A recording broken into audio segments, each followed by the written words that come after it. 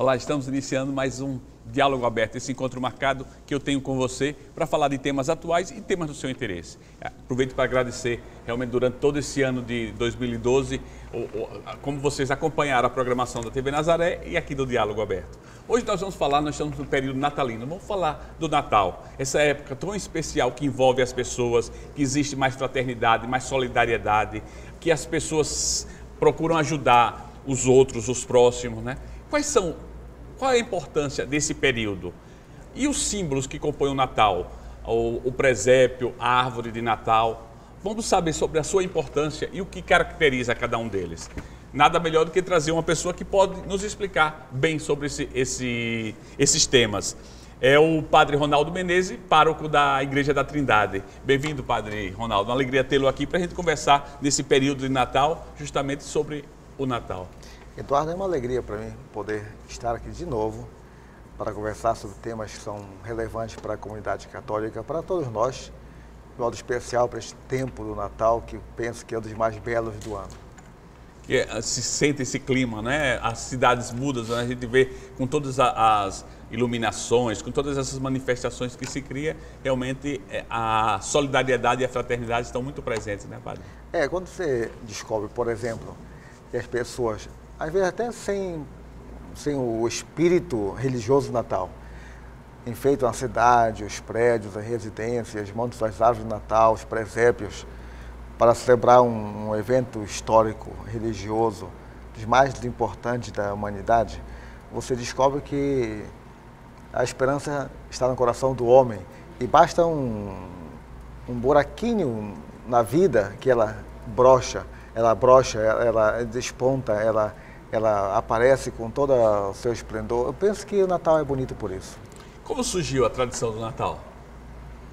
O Natal é a segunda festa religiosa definida na história da Igreja. A primeira é a data da Páscoa. A segunda é a data do Natal, dos primeiros séculos da Igreja. Depois de várias controvérsias, para saber qual é o período, qual é o dia, qual é o ano. Então se convencionou na Igreja, se estabeleceu que o dia 25 de dezembro era para todo o mundo cristão a data do nascimento de Jesus. Claro, houve muitas discussões quanto a isso, mas depois da definição, depois que a Igreja estabeleceu a data, então todo mundo celebra o Natal neste dia. E eu penso que é uma data que se deve conservar no coração, na alma, porque não é uma data qualquer, é a data em que o humano e o divino se encontram, em que Deus vem à terra e arma entre nós a sua tenda, como fala São João. São João tem uma frase bonita que é assim: no princípio era o Verbo, e o Verbo estava voltado para Deus, e o Verbo era Deus, e lá embaixo, e o Verbo se fez carne e habitou entre nós. Quando você descobre o valor destas palavras e o seu significado, você vê que o Natal é uma data relevante para todo o universo, para todo o mundo, para todo o homem, porque é Deus que se volta para a miséria do homem, para resgatar o homem, devolver o homem ao paraíso, dizer que a esperança não morreu. Interessante, né? Agora, essa questão do 25 de dezembro, foi escolhida essa data porque é dentro da liturgia, do calendário litúrgico, por que escolher? Porque a gente vê de vez em quando as pessoas falando isso, né? Eu sei que talvez não seja mais o essencial, como dizia o senhor na primeira resposta, o fato de ser naquele dia ou naquele outro dia. Mas por que o dia 25 de dezembro?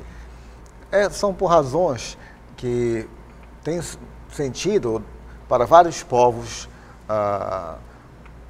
do mundo antigo, né, lá do Médio Oriente, da Europa Oriental, depois para a Europa Ocidental. São razões que dizem que é preciso ter um dado que todo mundo aceita como relevante para se estabelecer que algo mais importante ainda foi firmado no mundo. O 25 de dezembro é uma data especial porque se celebrava na Antiguidade o aparecimento do Sol como um astro tão especial que dominava a vida, como domina a vida. E esse dia era um dia longo, né? A igreja tomou posse deste dado, que é um dado cósmico, cosmológico, e um dado importante para várias culturas, e disse: há um sol maior que veio ao mundo. Este sol é Jesus Cristo, que nasceu para nós. O sol, ou a luz de que falava o profeta Isaías, por exemplo, o sol que brilhou na escuridão do mundo, é Jesus Cristo. A data, então, se estabeleceu como, não uma imposição, como alguns querem entender, mas como um consenso de que a luz de Deus brilhou para todos os povos. Quer dizer, é importante da encarnação, né? Referência. E brilhou de tal modo que agora essa luz não pode se apagar mais, nunca mais será apagada. É Jesus Cristo. Entre os gregos, por exemplo, o Natal que eles celebram é numa outra data, no dia 6 de janeiro. Mas não negam o nascimento de Jesus no dia 25. Eles apenas dizem que, embora Jesus tenha nascido no dia 25, como se aceita tradicionalmente, ele apareceu de fato para o mundo quando os reis magos o encontraram. Então, a Epifania para eles é a maior festa, mas não é um segundo Natal. É só o momento que Jesus é dado a conhecer ao mundo, é revelado ao mundo como Salvador, como Messias prometido pelos profetas. Então, esta associação de tradições, de culturas, que se resume no Natal, para nós fazem desta data um dia tão especial que movimenta, não diria só o comércio como hoje se dá. Vem mais em evidência, talvez. Mas né? movimenta, eu creio que os corações de todos os homens, mulheres, crianças, porque é como se tudo que tivesse escondido na alma do homem, no tempo do Natal, aparecesse como aparece. O homem se descobre tão especial e tão íntimo de Deus que até por caminhos diversos ele se encontra com Deus, ou Deus se encontra com ele. O fato é que o Natal traz de volta ao mundo a luz de Deus e leva de volta a Deus os anseios do homem. Muito interessante. Vamos relembrar um pouquinho os evangelhos, né? Que fala vamos dizer, naquela noite do dia 25 de dezembro, que Maria com São José vai, ela montada no jumento, vai e procura o local de hospedagem, chega o momento de dar à luz, procura um local de hospedagem e não consegue, apesar da necessidade ali, as hospedarias não aceitam, nasce na manjedoura. A partir daquele momento que nasce naquele local, num estábulo, aparecem os anjos que cantam, dando glória a Deus. Depois aparecem os pastores que criam todo aquele ambiente. Depois chegam os reis magos.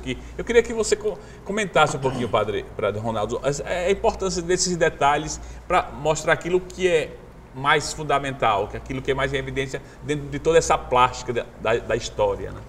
Esses evangelhos da infância são os mais belos que nós temos.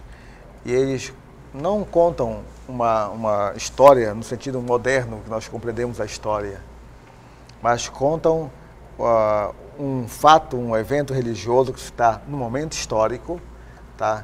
E São Lucas, por exemplo, ele delimita a história e diz que o evento Cristo, o nascimento de Jesus, está dentro da história humana, não é? Ele faz os limites da história humana. Aí a gente compreende que os magos, a estrela que aparece para eles longe, os pastores no campo dos pastores, o nascimento em Belém, tudo faz parte de um conjunto, de um sentido muito completo. Por exemplo, a estrela que aparece. A estrela é com certeza um sinal divino, tá? Se sabia na antiguidade que quando um evento muito importante para a história do homem ia acontecer, estava na iminência de se realizar, um sinal era dado.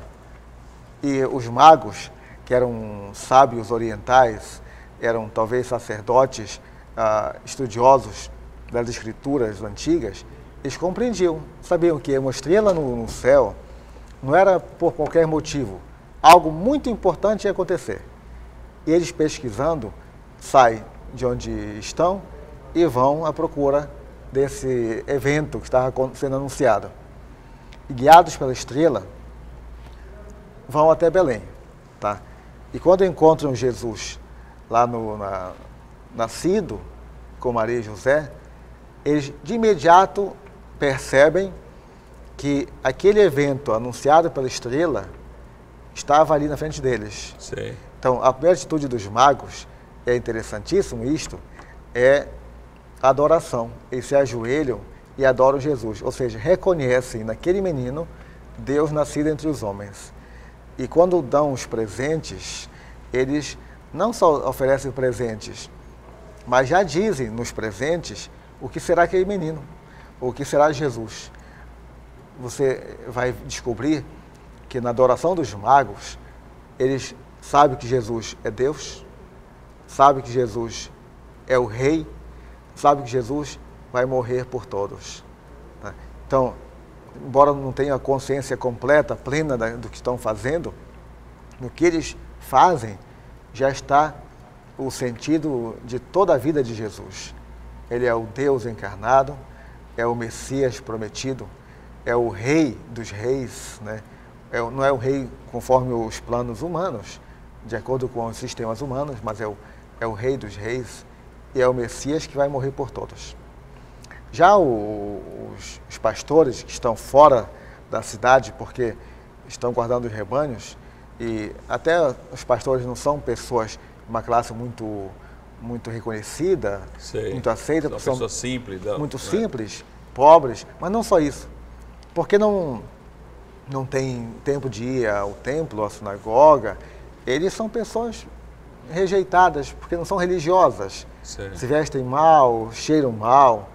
E quando os anjos aparecem a eles e anunciam para eles o nascimento do Salvador, é como se o anjo dissesse naquele momento que ninguém está fora do alcance de Deus, que Deus veio para todos, veio para os simples especialmente, veio para aqueles que têm um coração puro, mas que estão sempre abertos para Deus, que sabem que embora talvez não sejam bem aceitos pela tradição religiosa, estão no coração de Deus. E os seus anseios, suas alegrias, até as suas tristezas, seus problemas, tudo é do conhecimento de Deus. E o anjo diz isso. Nasceu para vocês um Salvador. E eles saem dali e vão até Belém e veem Jesus nascido. Eu penso que quando você pega o conjunto do nascimento de Jesus e analisa o conjunto com os olhos não só críticos, mas com os olhos da fé, você diz, é impossível que este fato, havido há tanto tempo, não tenha uma significação tão importante para mim que eu deva desconhecê-lo. E quando eu o conheço, não posso ser mais o mesmo. Sou transformado pelo evento, pelo nascimento, pela história toda e por Jesus. Isso é muito importante. Importante que vai passando de geração em geração, essa sim, experiência que todo certeza. homem pode, não é? Com certeza. Realizar. Agora, se fala dessa manjedoura e se fala, né? Ultimamente nós escutamos muito falar com o lançamento do livro, que a gente pode falar mais tarde, do Papa, né? Dos animais que estavam presentes nesse momento. Então, talvez a imprensa pegou de um modo superficial, alguma coisa assim, e colocou em evidência, não tinha os bois, não tinha os burros, não tinha... Como é que o senhor analisa essa situação da manjedoura e desses elementos que formam a manjedoura?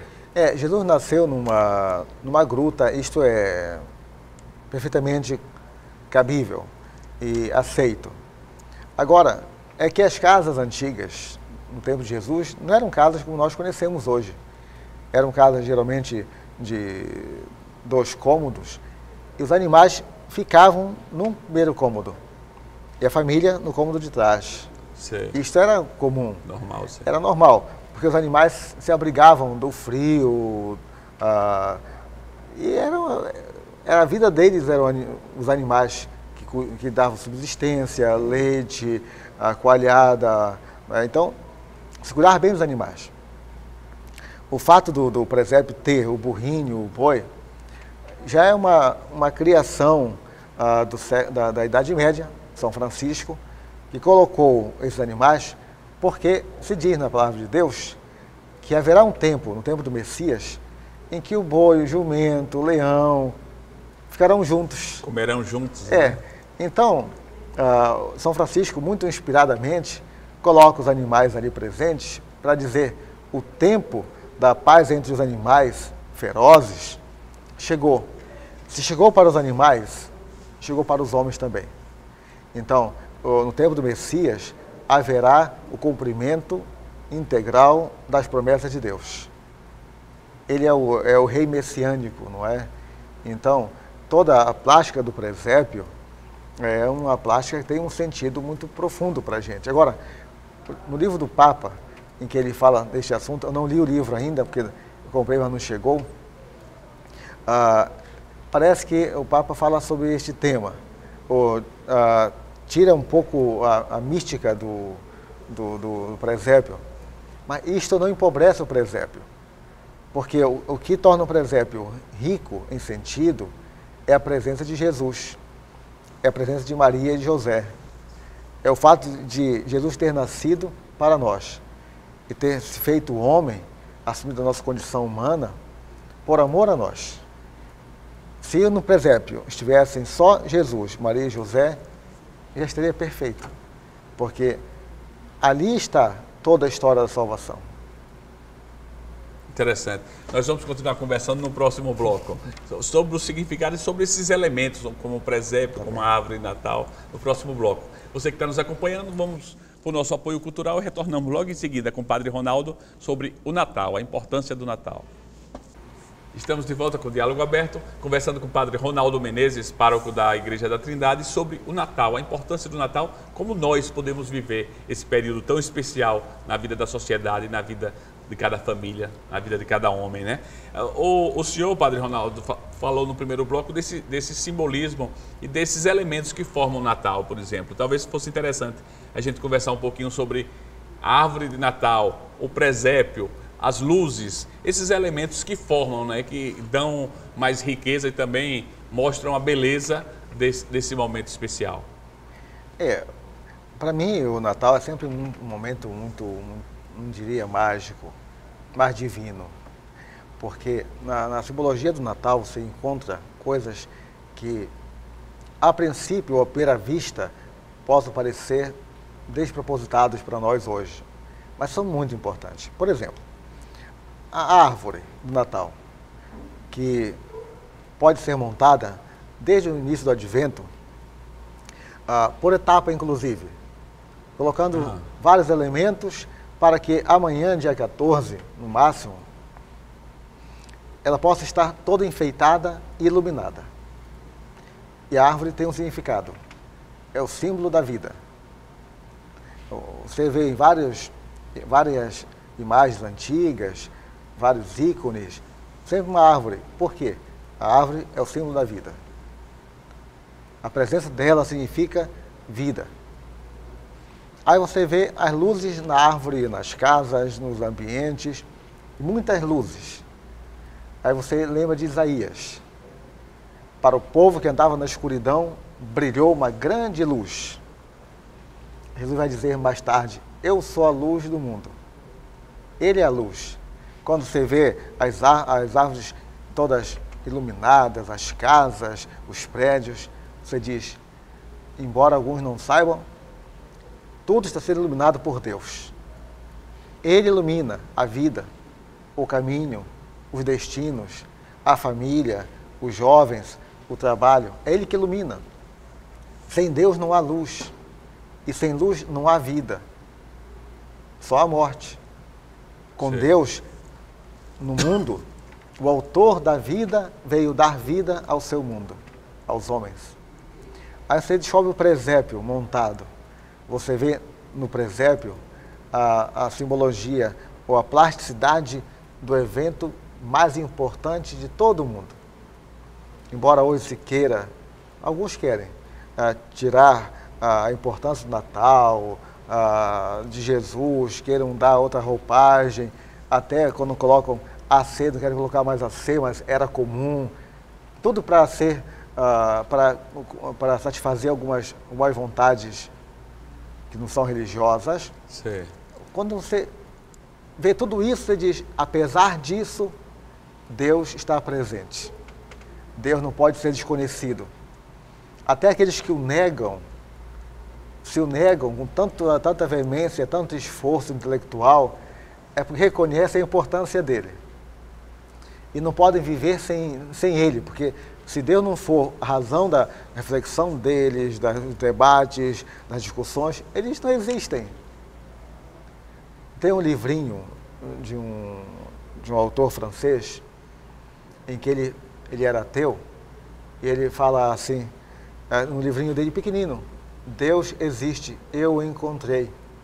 Ele conta como é que foi a experiência do encontro dele com Deus, da transformação. Quem, desprovido da sua vaidade, da arrogância, se dispõe a não se defrontar com Deus, mas a encontrá-lo sem nenhum entrave, nenhum obstáculo, nenhum ser, vai descobrir que Deus é essencial para a vida, e sem Deus não há vida. É essencial para o mundo, e sem Deus não há mundo.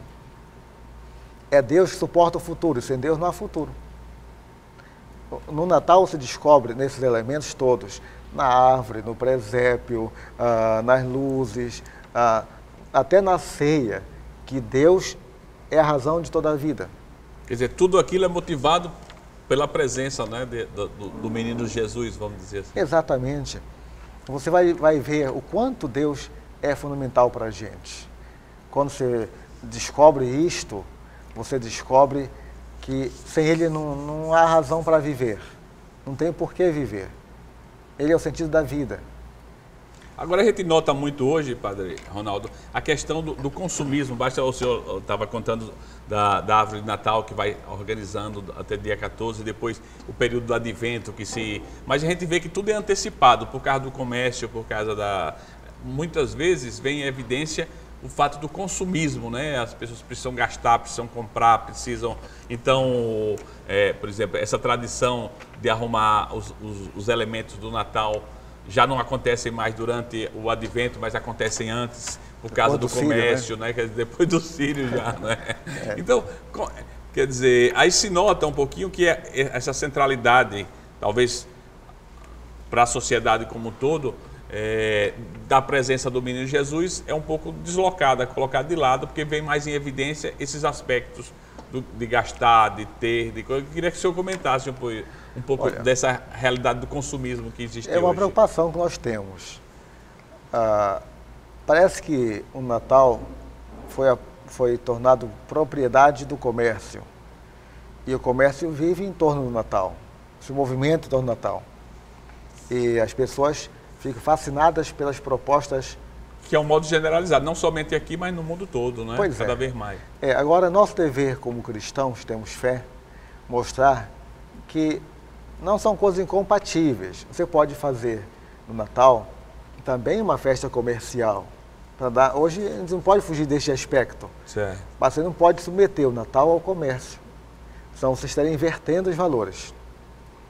Você não pode colocar o comércio acima do Natal e dizer que ele é mais importante. Tem que colocar o Natal mais importante. E o resto gira em torno dele, não como elementos essenciais, mas circunstanciais. Ninguém é obrigado a comprar presentes caros, luxuosos no Natal. Falei uma ceia luxuosíssima, tem empresas vendendo perus prontos, enfeitados, até por 400, 500 reais. Isso não é preciso, porque a festa é familiar. Você tem que colocar na sua cabeça que Natal é festa de família, ou da família. Então, o importante é que se encontre, se reúna, né? Reúna a família para preparar a árvore de Natal, para montar com o pai, a mãe, os filhos, os avós. Prepara a sua árvore de Natal, monte a sua árvore. Faz uma festa familiar para montar a sua árvore. Prepare o seu presépio com a família, em que estejam presentes e atuantes o pai, a mãe, os filhos, os avós, se possível, claro. Faça na sua ceia, monte uma ceia natalina, em que vocês estejam presentes todos, com o espírito alegre, de júbilo, de festa, comendo as comidas próprias do tempo do Natal, mas partilhando, sabendo, né? Partilhando, sem bebida alcoólica. É ruim ter bebida alcoólica no Natal. e fazendo aquele momento um momento de graça, de louvor, de ação de graças. Você dizendo, Deus nos deu tantas coisas bonitas e é Ele próprio. Então vamos celebrar, vamos fazer festejar. um agradecimento pelo ano, né? Claro. Eu penso que o Natal é um tempo muito especial para você se reencontrar, não só consigo, mas com aqueles que você ama, com as pessoas que você ama, com a sua esposa, com o seu marido, com seus filhos, com as pessoas que dão sentido à sua vida. Uma tradição muito bonita é essa questão da troca de presentes, né? Que é uma tradição que já vem de muito tempo e realmente uma coisa bonita. Eu queria que explicasse também de onde nasceu essa questão da troca de presentes. É interessante, porque os presentes eles têm um sentido bíblico, né? Deus nos dá o maior presente, né? Que é o seu Filho. Então, nós recebemos um dom de Deus, que é Jesus. E nós damos a Deus o nosso presente, que é o nosso assentimento, o coração que se abre para Ele para o acolher. Ora, entre nós irmãos, nós damos algo significativo que transmita naquela doação a importância que você tem para a minha vida. Você me é importante, então lhe dou algo, não sei se é algo caro, mas algo que seja bonito, tenha um valor para mim e que tenha um valor para você. Quando você faz isto, você faz a compreensão deste movimento. Eu dou a você, você dá a mim um presente que me traz algo que você sente por mim, é o mesmo que Deus sente por mim e eu sinto por Deus. Sim. Deus me deu o maior presente, o maior dom. Eu dei a Deus meu coração. Eu dou a você algo que tem sentido, a gente tem uma relação nova com Deus. Então, aí tem sentido o presente. Por isso é importante essa sensibilização, que as pessoas se sensibilizem para viver bem essa realidade. Claro. Mas, por exemplo, a gente voltando a essa questão do consumismo, a gente vê muito presente, principalmente nos ambientes, nos shopping centers, coisa assim, a figura do Papai Noel. Né?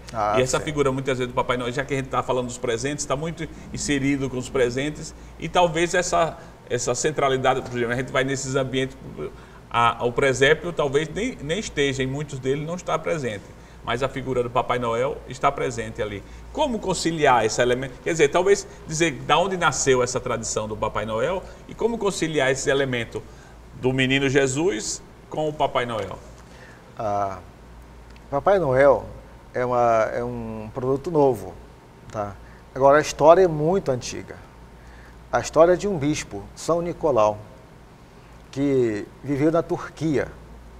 Foi bispo numa cidade da Ásia Menor, século IV, e era um bispo muito bom, querido na sua cidade, honrado, louvado, e que começou a despontar na caridade, na solidariedade, em alguns milagres, ainda em vida. Tem alguns milagres dele muito famosos, sobretudo na libertação de cativos, de prisioneiros, que ele intercedia junto ao governo, né? E eram libertos por ele. Também era um bispo que cuidava muito bem das crianças. E tem uma história de um homem que tinha 3 filhas, muito pobre. Ele jogou as filhas numa vida difícil para poder se manter. E elas não podiam casar porque não tinham dote. E ele, bispo, sabia da situação, do problema, né? E quis ajudar a família. Então ele jogou um saquinho com moedas de ouro para a casa daquele homem e lhe casou a primeira filha. Jogou segundo para a segunda filha, né? E a terceira. E uma das vezes, conta-se que o saco de moedas ficou preso na roupa, né? No varal da casa, e o homem ficou olhando, espreitando, e descobriu quem era o benfeitor dele. Essa história se espalhou muito. Depois, a história de pessoas que eram salvas pela intercessão do bispo Nicolau, né? Essa história foi avançando desde o século IV. Foi sendo contada de geração em geração. Na Turquia, quando ele morreu, foi feita uma igreja em honra dele, famosa. Hoje está abandonada, infelizmente, porque lá não tem mais, na cidade de Mira, onde ele morava, não tem mais cristãos. Embora os muçulmanos tenham criado uma associação de caridade muito importante que cresce em honra a São Nicolau. Na Rússia, a tradição dele é enorme, São Nicolau, e ele, depois da Nossa Senhora, é um dos santos mais populares. Tem muitas igrejas, né? Quando houve um problema na Turquia, o corpo de São Nicolau foi levado para uma cidade italiana, Bari, onde tem uma igreja importante. De lá surgiram várias histórias e tudo mais, e os casos, ou milagres atribuídos a ele, São Nicolau, se espalharam muito por todo o mundo. A tradição do São Nicolau, a mudança de São Nicolau para Santa Claus, né, Papai Noel, Sim. é uma história americana, porque quando foram para Nova Amsterdã os protestantes holandeses, e já havia lá a história de São Nicolau que se espalhava, eles mudaram o nome de São Nicolau para Santa Claus. Tiraram a roupa episcopal dele, né, e botaram uma roupa nórdica, e mudaram também de bispo para um mago nórdico.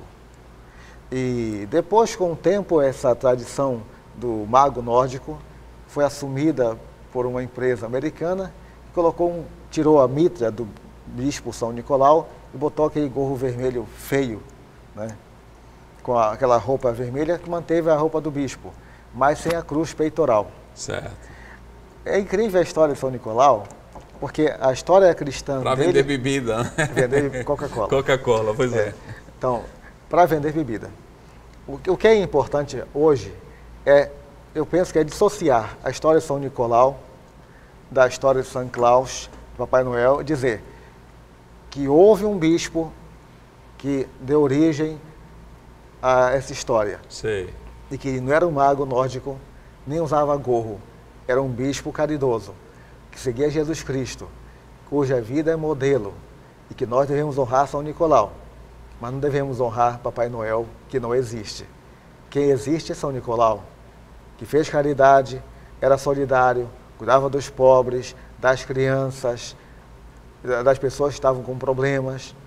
E este bispo, que era caridoso, deu origem também a toda essa história dos presentes e tudo mais. Ver a importância do cristianismo também na história da sociedade, da humanidade, que pega esses elementos, que depois cada sociedade pega esses elementos e transforma. Seria muito interessante que os católicos colocassem em suas portas até aquela coroa, né? De Natal, guirlanda, que chama. A guirlanda, mas não colocassem o Papai Noel. Porque quando se coloca o Papai Noel, você praticamente reproduz uma cultura que tinha um objetivo, que era tirar ou apagar a figura de São Nicolau. São Nicolau, certo. Ou apagar a figura de um cristão católico, de um bispo nosso, né? Dando a ele uma feição que não é para nós verdadeira.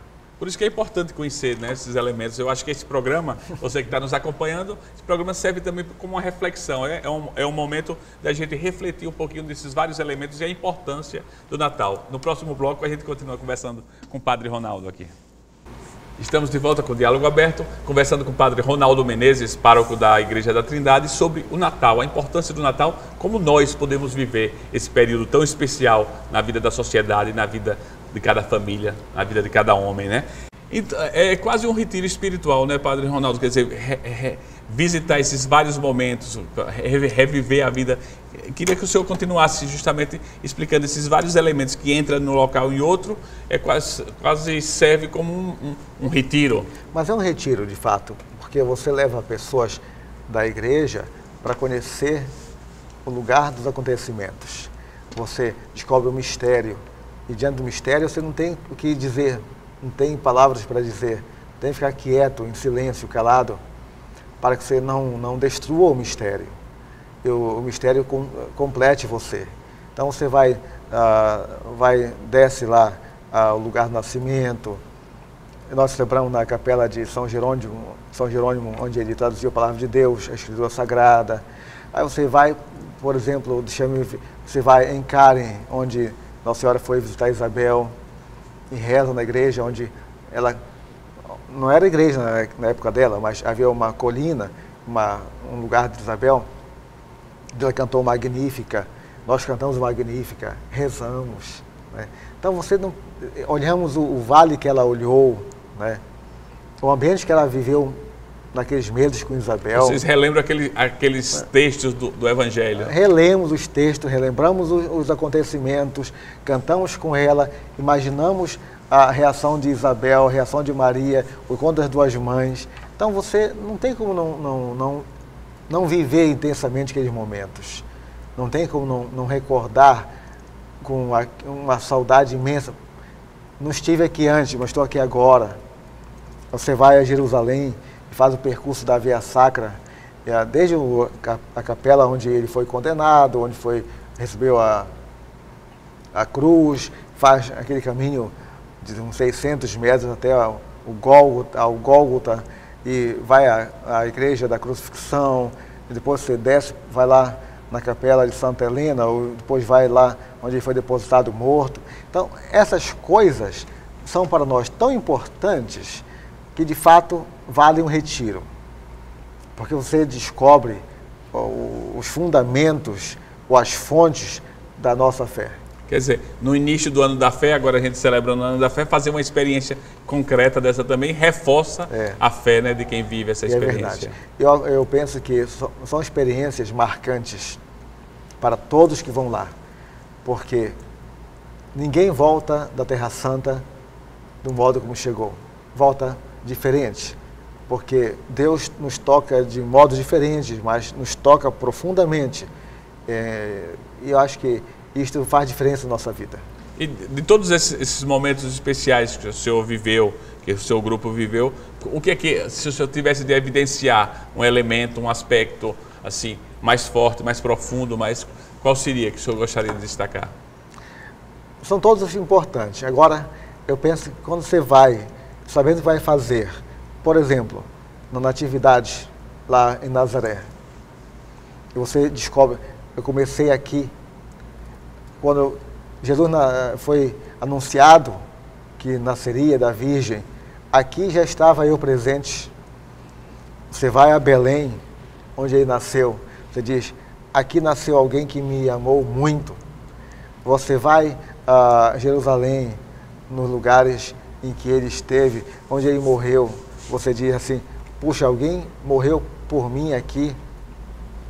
São lugares que você não pode deixar de abraçar com o coração, porque eles dão sentido a tudo que você faz aqui na sua cidade, em Belém, na sua igreja, na sua paróquia, quando reza, quando canta, quando louva a Deus, quando celebra a Eucaristia. Quando você faz tudo isso, você diz, estou fazendo algo que eu sei como começou, que eu estive lá, que vi os lugares e que eu toquei com minhas mãos as pedras, o chão.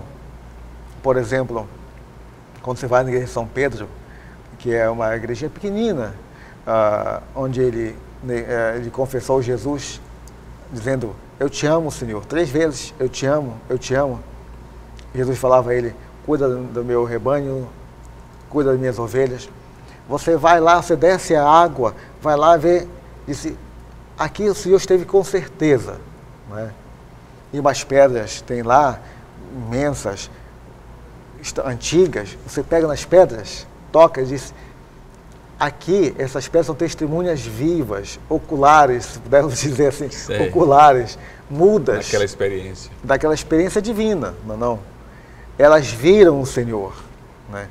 O Senhor tocou nelas, elas sentiram o Senhor.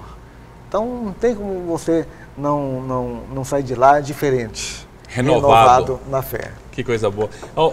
Nós estávamos falando, o senhor comentou um pouquinho no primeiro bloco, mas talvez fosse mais interessante, já que nós estamos no período do Natal, o Papa Bento XVI acabou de lançar o livro, né, essa trilogia que ele fez toda a vida de Jesus, e agora esse terceiro, esse terceiro volume, vamos dizer assim, é sobre a infância de Jesus. Queria que o senhor comentasse um pouquinho, né? Talvez até como uma oportunidade que as pessoas têm de ler, de acompanhar, de conhecer também, já que nós estamos falando da importância do Natal, dos vários elementos que compõem o Natal.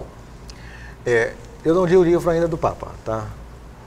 Eu li só os resumos, os releases do livro, mas eu penso que ele está fazendo uma síntese teológica de tudo que se escreveu sobre os evangelhos da infância, repondo, acho, do ponto de vista teológico muito interessante, repondo alguns elementos que durante algum tempo foram deturpados, não foram bem analisados, ou foram vistos por outras óticas. Então o Papa está repondo, penso num pensamento muito teológico, muito correto, nosso, aqueles elementos que vão fazer a diferença na nova compreensão da vida de Jesus. As grandes sínteses dos evangelhos da infância, feitos por grandes teólogos, são a base dos novos estudos do Papa. Porém, o Papa acrescenta algo que eu penso que vai mudar o foco nos novos estudos. Ele dá uma interpretação a partir, como ele já fez nos outros livros anteriores, dos evangelhos canônicos. E ele não usa tanto os métodos que foram comuns em alguns teólogos importantes, mas ele insiste em dizer que... Dos livros apócrifos, dessas coisas. Sim. Não, o que ele faz é comentar a partir dos evangelhos canônicos. Dando a estes evangelhos canônicos, os 4, né, agora, de modo especial, os da infância, dando a eles não só a credibilidade que eles merecem ter, mas dando para nós, sobre eles, a segurança de que o que eles falaram é o que nos interessa para a fé em Jesus Cristo. Interessante. Vamos voltar à questão, quer dizer, continuar de certa forma, mas sobre o Natal. Como os cristãos, aqui as pessoas estão nos acompanhando, estão vivendo esse período, muitos estão de férias que retornam para passar o Natal com as famílias. Como os cristãos, e aqui, mas em todos os locais que nos acompanham, podem viver bem o Natal? Qual o sentido do Natal para o cristão hoje? Como é que eles podem viver bem essa experiência do Natal? Olha, meu conselho hoje para viver bem o Natal. Primeiro, acompanhar os textos litúrgicos do tempo do Advento. São belíssimos. Os textos bíblicos escolhidos para o Advento são de uma riqueza que você nem imagina. Depois, se possível, rezar também a liturgia das horas. As orações da igreja, da manhã, as laudes, da tarde, as vésperas, à noite também das completas, mas essas orações mais importantes, mais manhã, tarde e noite, que falam do Advento, que nos introduzem no Espírito do Advento, lendo os textos apresentados na igreja, com a comunidade, é um começo para celebrar o Natal imprescindível. Depois, preparar-se para o Natal com uma boa confissão, renovar a vida, a alma, limpar as coisas ruins, deixar o coração limpo para Deus. Depois, se programar para celebrar a missa na sua comunidade paroquial, na sua paróquia, na sua igreja, com o seu padre, sabe, com seus amigos, com a sua família. E ir lá para cantar o nascimento de Jesus, ouvir com atenção a narração do nascimento de Jesus, se emocionar também, mas sair dali dizendo: puxa, eu estou celebrando algo que para mim é fundamental, é essencial. Ir para casa, com a sua família, preparar a ceia antes, claro, mas preparar uma ceia que seja gostosa e alegre para todos. Que todos possam, ao redor da mesa, celebrar o grande evento da salvação. O que Deus fez antigamente, salvando de várias maneiras, prometendo um tempo diferente, Ele cumpre na pessoa de Jesus. Jesus é a salvação de Deus. Nele nós somos salvos. Por Ele somos salvos. Então, viver em torno de Jesus, estar com Ele, assumir a sua palavra, assumir a sua mensagem e a partir disso buscar fazer tudo o que se tem que fazer na vida, é o que Deus quer, é a vontade de Deus. São Paulo fala numa cartinha que escreveu a Timóteo, Sim. uma frase bonita assim: Deus quer que todos os homens sejam salvos em Jesus Cristo. Então, não tem como fugir disto. Ele é a nossa salvação. Nele está a nossa vida. O Natal é isto, não é mais do que isto. Nós queríamos agradecer a presença do senhor aqui, nos explicar, tenho certeza que nosso telespectador apreciou bastante esse momento. E pediria que o senhor deixasse uma mensagem de Natal para todos aqueles que acompanham aqui a TV Nazaré e o Diálogo Aberto. Eu quero recordar das palavras de Isaías, que vamos ler no dia de Natal, esta leitura. Ele vai falar assim: uma luz brilhou na escuridão para quem andava no mundo da escuridão. E quando nós celebramos Jesus Cristo, nós celebramos a luz da vida, a luz de Deus. Eu peço a Deus que nesses dias que antecedem ao Natal, e no próprio dia de Natal, essa luz grande que ilumina o universo e o mundo, ilumine a sua vida, sua família, seu trabalho, e que você possa resplandecer, brilhar com Deus. Não queira brilhar sozinho, brilhe com Deus. Deixe que Deus brilhe em você, para você brilhar para aqueles que amam você, que você ama. E que por essa razão, por esse motivo, você possa também ser um instrumento de Deus. Deus abençoe você, a sua família, lhe dê a paz, lhe dê saúde, lhe dê vida. Padre Ronaldo, obrigado.